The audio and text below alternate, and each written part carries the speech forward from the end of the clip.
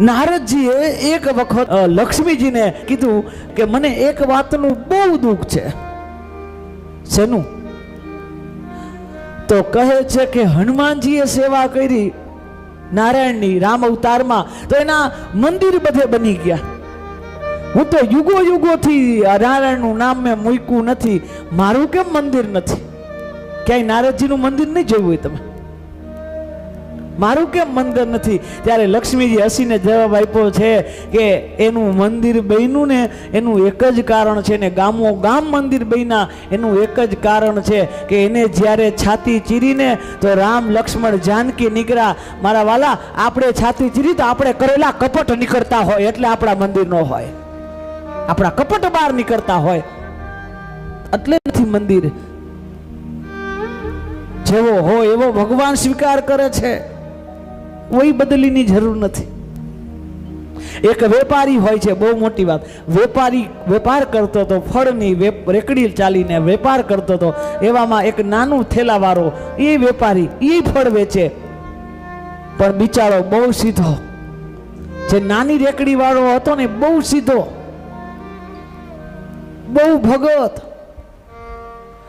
એની પાસે લોકો છેતરવા આવે, એને લોકો છેતરવા આવે, કારણ કે એને ભગત જાણી આ ભગત છે ને છેતરાઈ જશે. એને ખબર નથી ભગતને તમે શું છેતરી હગો. ઈ તો ઈ રાહ જોઈને ભગત બેઠો, કોક આવીને મને છેતરી જાય.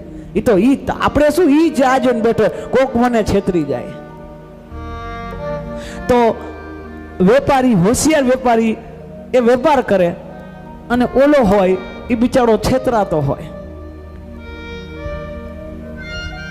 એક વ્યક્તિ આવ્યો, 5 આના 2 આના જેની શુલ્ક હશે એ દીધા, ઓલા એના બદલામાં ફળ દીધા.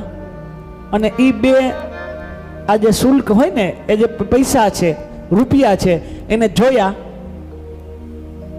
પોતાની જે થડો હોય એને લગાડ્યા, પોતાના મસ્તક લગાડ્યું, આમ ઉપર જોઈ અને આમ ઈશારો કરે, પોતાના ખાનામાં નાખી દે. આ રોજનો ક્રમ. પછી ઓલા હોશિયાર વેપારીએ કીધું, એ મૂર્ખ, તને ખબર છે? તો કે શું? એ હાચા હાચા ફળ લઈ જાય છે, અને જે તને પૈસા દે છે ને એ ખોટા છે, હાચા પૈસા નથી. અને અમારી પાસે આવે તમે તગડી મૂકી, આને ન દઈ, તારે તગડી મુકાય. આ હાચા પૈસા નથી, ફળ હાચા લઈ જાય છે, પૈસા ખોટા ધરી જાય છે, પૈસા ખોટા દે તને. તો લો ભગત એટલું જ બોલ્યા કે મને તમને આજ ખબર પડી, મને તો આ 10 વર્ષથી આ ખબર પડી. 10 વર્ષથી અમારો ક્રમ છે, 10 વર્ષથી મને ખબર છે ખોટા આપી જાય છે. તો કે તમે કઈ બોલતા નથી? તો કે હું કાંઈ નથી બોલતો, પણ જો હું જે કરું છું એની ઉપર તે ધ્યાન દીધું હોય તો મારી ભાષા તું સમજી જાસ.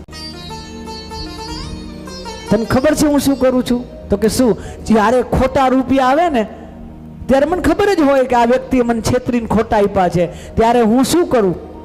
ત્યારે હું લઉં છું, મારા થડાને અડાડું છું, મારા મસ્તક ઉપર અડાડું છું, અને ઉપર જઈને ઈશારો કરું છું. આ ઈશારો બીજો કાંઈ નથી, હું મારા પરમાત્માને કહું છું કે મારા ભાગ્યમાં જે હતું એ મેં મળ્યું છે, એને મસ્તક ઉપર ચડાવું છું અને એનો સ્વીકાર કરું છું.